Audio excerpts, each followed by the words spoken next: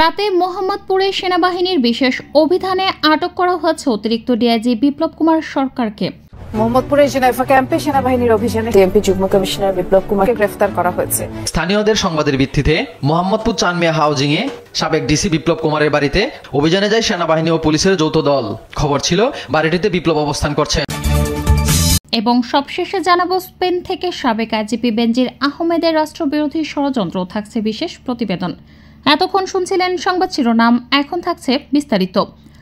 আওয়ামী লাঠিয়াল বিপ্লব কুমার সরকারের মুখোন্মোচন। আওয়ামী লীগ সরকারে পুরোটা সময় জুড়ে অপকর্মের মধ্য দিয়ে সমালোচিত হন ঢাকা মেট্রোপলিটন পুলিশ ডিএমপি যুগ্ম কমিশনার বিপ্লব কুমার সরকার।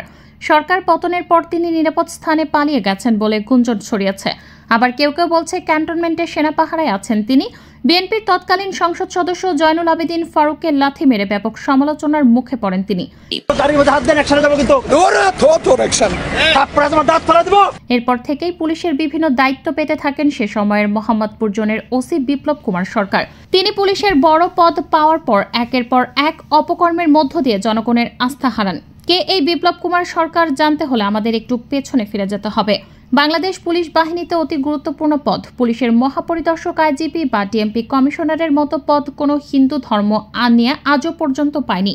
তবে বিপ্লব কুমার সরকার হচ্ছেন হিন্দু ধর্মাবলম্বী ভারতীয় আশীর্বাদ পোস্ট সেই কুখ্যাত পুলিশ কর্মকর্তা, যিনি পুলিশের সর্বোচ্চ এই পদে আসীন হওয়ার জন্য যত জঘন্য কর্মই করা হোক না কেন তা করতে তিনি প্রস্তুত। ছাত্রলীগের একজন কর্মী থেকে ভারতীয় গোয়েন্দা সংস্থার ছত্রছায়ায় এই বিপ্লব হয়ে উঠেছিলেন বাংলাদেশ পুলিশের সবচেয়ে প্রভাবশালী কর্মকর্তা। এমনকি খোদ আইনজীবী তাকে জমা খরচ দিয়ে কথা বলতেন, কারণ বিপ্লবের ছিল ভারতীয় গোয়েন্দা সংস্থা রয়ের প্রোটেকশন।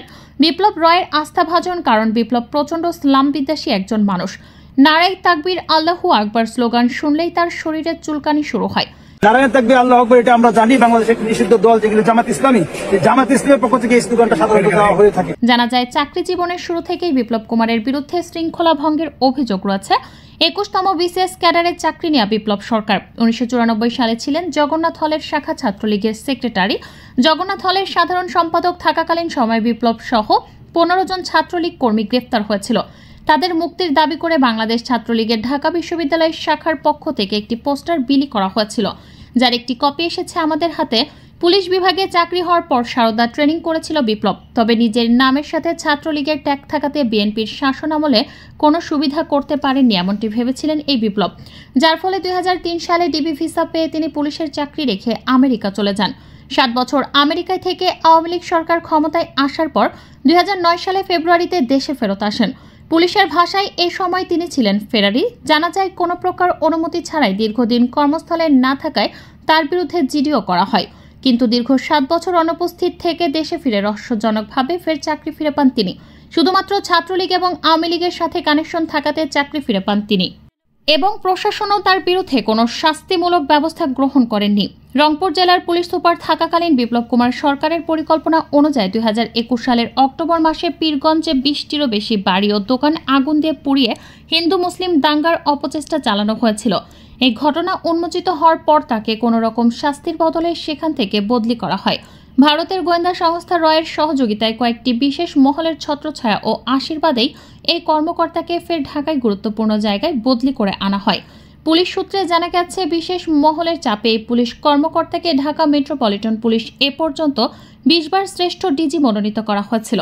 এছাড়া রাষ্ট্রের স্বীকৃতি হিসেবে 2014 সালে পিপিএম এবং 2016 সালে বিপিএম পদক দেয়া হয় তাকে। ছাত্র জনতার অবিস্মরণীয় গণ অভ্যুত্থানে শেখ হাসিনার সরকার পতনের আগে নিজেকে উজাড় করে ছাত্র দলের আন্দোলন বন্ধ করতে গুম, খুন ও গণহত্যার নেতৃত্ব দিয়েছেন এই বিপ্লব কুমার সরকার। নালিলিপ্স ব্যক্তি হিসেবেও সুপরিচিত বিপ্লব গুলশান 2-এর 41 নম্বর রোডের 7-এর এ ভবনে অবস্থিত ছোয়া ফিজিও ডেন্টাল কেয়ার স্বত্বাধিকারী। তেজগাঁও থানা বিভাগের ডিসি থাকাকালীন সময়ে বিপ্লবের সাথে ফেসবুকে পরিচয় হয় ছোয়ার। স্বামী একজন কাস্টমস কর্মকর্তা। স্ত্রীর বেপরোয়া জীবন ও বিপ্লবের সাথে পরকীয়া সম্পর্কের বিষয়ে তিনি জেনেছেন, কিন্তু বিপ্লব অত্যন্ত প্রভাবশালী হয় তিনি কিছুই করতে পারেননি। 2019 সালে বিপ্লবকে রংপুরের পুলিশ সুপার হিসেবে দায়িত্ব দেওয়া হয়। তখন তাদের নিয়মিত যোগাযোগের কিছুটা বাধা সৃষ্টি হয়, তবে ঢাকায় পুনরায় বদলি হওয়ার পর আবার পুরো উদ্যমে পরকীয়া প্রেমের সাথে অবৈধ সম্পর্ক চালিয়ে যেতে থাকেন লম্পট বিপ্লব কুমার সরকার। বিপ্লবের সরকারি গাড়ি ঢাকা মেট্রো ঘ 117552 করে ছোঁয়ার সাথে তার কর্মস্থলে দেখা করতে যেতেন।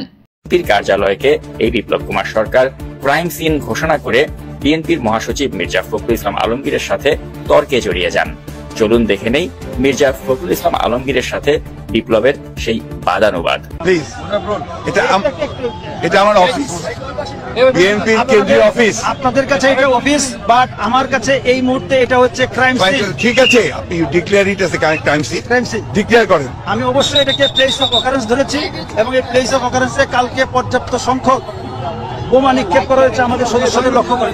কাজে এইটা এখন এই মুহূর্তে আমাদের কাছে প্লেস অফ অকারেন্স হিসেবে এটা আমাদের জিম্মায়। আমি আপনি সেটা উত্তর দিচ্ছেন না, আমি সেই উত্তরটা দিচ্ছি। আমি যেটা জানতে চাই, আমি তাহলে এখন এখানে যাওয়ার জন্য আপনাদের দিক থেকে কোনো অনুমতি নাই আমার কাজ শেষ না হওয়া পর্যন্ত কাউকেই আমরা আমি যেটা জানতে চাই প্লিজ সেটা উত্তর দেন। আমি আমার দায়িত্ব, মাই অফিস। আপনি যদি বলেন আমি যেতে পারবো, আপনি সেটা বলে দেন। আপনার কাছে এটি আপনার অফিস হতে পারে, বাট এই মুহূর্তে আমার কাছে হতে পারে মানে আমার অফিস তো আপনি জানেন। আমাদের পুলিশ সদস্যদের লক্ষ্য করে যেইভাবে বোমা নিক্ষেপ করা হয়েছে এবং পরবর্তীতে সেখানে অভিযান পরিচালনা করে যেই পরিমাণ ককটেল বোমা বা অন্যান্য দ্রব্য উদ্ধার করা হয়েছে, তো সেটি এই মুহূর্তে আমার একটি ঘটনাস্থল, যেটাকে আমরা বলি আমাদের আইনের ভাষায় বলি প্লেস অফ অকারেন্স। তো এটা ক্রাইম সিন হিসেবে আমরা এটা বিবেচনা করছি এবং ক্রাইম সিন হিসেবে আমাদের পর্যাপ্ত সদস্যরা, সিআইডি বোম ডিসপোজাল টিমের সদস্যরা সেখানে কাজ করছে। তো এই মুহূর্তে কেউ সেখানে আমি স্পেসিফিক জানতে চাচ্ছি আমি এখানে যেতে পারবো কিনা। ডিবি হেফাজতে থাকা সাবেক তথ্য প্রযুক্তি প্রতিমন্ত্রী জুনায়েদ আহমেদ পলক জিজ্ঞাসাবাদে চাঞ্চল্যকর সব তথ্য দিচ্ছেন। সরকার পতনের আগ মুহূর্তে আওয়ামী লীগের নীতি নির্ধারণী ফোরামে কি আলোচনা চলছিল সেটা উঠে আসে পলকের জবানবন্দিতে। পলক জানান, এক দফা আন্দোলন তীব্র হয়ে উঠলে প্রধানমন্ত্রী শেখ হাসিনাকে পদত্যাগের আহ্বান জানিয়েছিলেন তিনি। সরকার পতনের এক দফা আন্দোলনে দেশে তখন অগ্নিগর্ভ, তখন গণভবনের সহযোগী সংগঠনের নেতাদের সঙ্গে বৈঠক করে আওয়ামী লীগ, যেখানে জুনায়েদ আহমেদ পলক প্রধানমন্ত্রী শেখ হাসিনাকে পদত্যাগের জন্য অনুরোধ করেন। সাবেক এই তথ্য ও প্রযুক্তি প্রতিমন্ত্রী বলেছিলেন, প্রয়োজনে আমাকে বলি দিন, তারপরও শিক্ষার্থীদের আন্দোলন বন্ধ করার ব্যবস্থা করেন। শিক্ষার্থীদের চোখের ভাষা ও মনের ভাষা বোঝার চেষ্টা করতে প্রধানমন্ত্রী ও আওয়ামী লীগ নেতাদের অনুরোধ করেন পলক। এ সময় সাবেক সড়ক পরিবহন ও সেতুমন্ত্রী ওবায়দুল কাদের তেড়ে যান পলকের দিকে। ওই পরিস্থিতি বর্ণনা করতে গিয়ে জবানবন্দিতে পলক বলেন, তখন আমি সাহসী হয়ে গেলাম, প্রধানমন্ত্রীকে জানালাম আপনি স্টেপ ডাউন করুন, আওয়ামী লীগকে মানুষ ঘৃণা করছে, থুথু দিচ্ছে। শেখ হাসিনা সরকারের পতনের পর গ্রেফতার হররথী মহারথীরা নানা প্রশ্নবাণে জর্জরিত। ডিবি পুলিশের রিমান্ডে তারা দিচ্ছেন চাঞ্চল্যকর সব তথ্য। শিক্ষামন্ত্রী মহিবুল হাসান চৌধুরীর চাপেই 10 মিনিট স্কুলের সঙ্গে 500 কোটি টাকার চুক্তি বাতিল করা হয় বলে জানান পলক। এদিকে সাবেক ডেপুটি স্পিকার শামসুল হক টুকু জানান, মন্ত্রী হওয়ার ইচ্ছা তার ছিল না, শুধু প্রধানমন্ত্রীর ইচ্ছায় মন্ত্রী হয়েছিলেন। সালমান এফ রহমান জানান, আমাকে জেলে রাখা হলে দেশ ক্ষতিগ্রস্ত হবে। সালমান এফ রহমান ডিবিকে জানান, আন্দোলনের সময় আমি শেখ হাসিনাকে বলেছি দেশের মানুষ আমাদের উপর ক্ষেপে যাচ্ছে, কিন্তু তিনি আমার কথাকে পাত্তা দেননি। ছাত্র আন্দোলন যখন তুঙ্গে, তখন শেখ হাসিনা আমাকে প্রশ্ন করেন, পুলিশ এত ভালো কাজ করছে, সেনাবাহিনী কেন পারছে না? এ সময় আমি বিষয়টি নিয়ে সেনাপ্রধানের সঙ্গে কথা বলার পরামর্শ দেই।